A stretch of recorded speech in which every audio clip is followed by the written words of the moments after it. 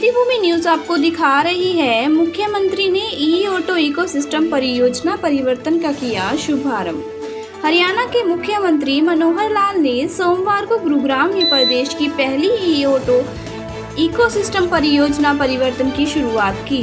नगर निगम Gurugram, traffic police Gurugram व transport department Haryana द्वारा smart ई के सहयोग से गुरुग्राम में पहले चरण में सेक्टर 28 गलेरिया मार्केट के आसपास के क्षेत्र को ई ऑटो जोन बनाया गया है, जहां पर केवल ई ऑटो ही चलेंगे। प्रथम चरण में 600 डीजल 40 थ्री व्हीलर का स्थान लेंगे ई ऑटो। आज का ये जो बहुत ब्रीफ का ये कार्यक्रम है, ठीक कहा, गुरुग्राम से हमने इस अभियान की शुरुआत की है अभी, क्योंकि हम देखते हैं पर्यावरण की दृष्टि से प्रदूषण की जो बातें, चाहे वो दिल्ली में है या एनसीआर में है, गुरुग्राम, फरीदाबाद जैसे महानगर में लगातार कई वर्षों से चर्चा का विषय बना हुआ है। लेकिन आखिर उस प्रदूषण को दूर करना, पर्यावरण को बनाकर रखना, जो भी उसके कारण है, एक एक करके हमको उस पर ध्यान देना होगा, उसको दूर करना होगा। वाहन का प्रदूषण अपने आप में एक बहुत बड़ी समस्या है। जितनी आबादी ज्यादा होगी, जितना वाहनों की संख्या ज्यादा होगी, उतना ही प्रदूषण ज्यादा फैलेगा। तो इसको युग के अनुरूप इसमें परिवर्तन करना, आज के प्रोजेक्ट का नाम भी परिवर्तन रखा गया है। तो ये परिवर्तन सदा सदा हम करते चले आए हैं। आखिर मनुष्य की इस विकास यात्रा में परिवर्तन हमेशा होते हैं, तो ये परिवर्तन आज हम कर रहे हैं। आदि मानव अपने पैरों पर चलना शुरू हुआ था, फिर उसने रास्ते बनाए और फिर उसने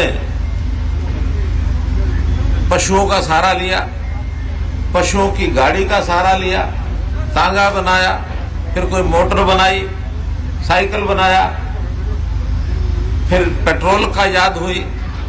पेट्रोल के आविष्कार के समय तो क्रांति आ गई, सारे देश में, दुनिया में ऑटोमोबाइल की इंडस्ट्री चलने लगी। लेकिन दुष्परिणाम उसका प्रदूषण भी हुआ। उसको दूर करने के लिए आज बिजली जो बनी है, एनर्जी जो बनी है, उस एनर्जी के कारण से, बैटरी के कारण से हम अपने इन ऑटोमोबाइल की इंडस्ट्री को अब ई मोटर पर, ई वाहन पर लेकर के आ रहे हैं, ताकि प्रदूषण की समस्या समाप्त हो जाए।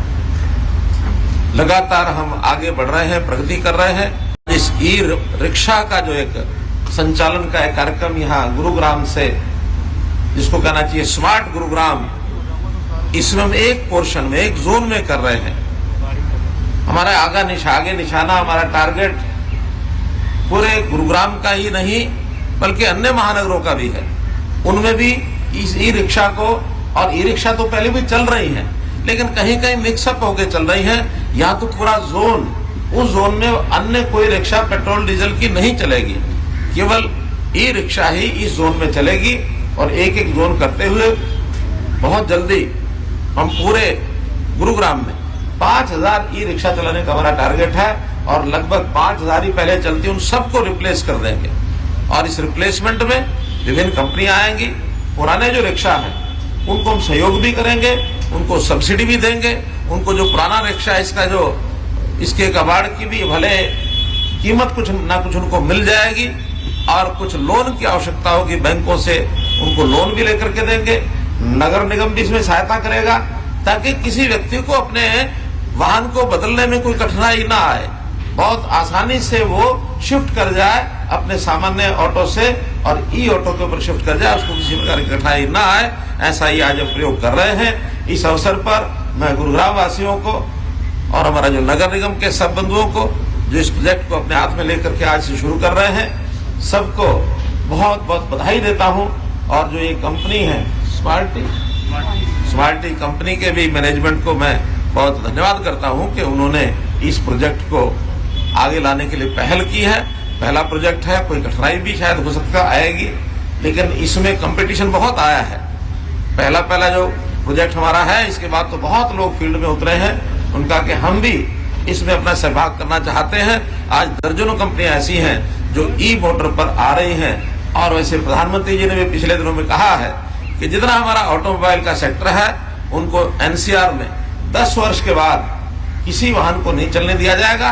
और एक बहुत बड़ा काम, जो ये जो पुराने वाहन हैं, इनका जो कचरा है, इसका उपयोग हम उसका परिवर्तन करके, मेटल में परिवर्तन करके उसका भी उपयोग करेंगे। ये एक बहुत बड़ा काम देश में होने वाला है।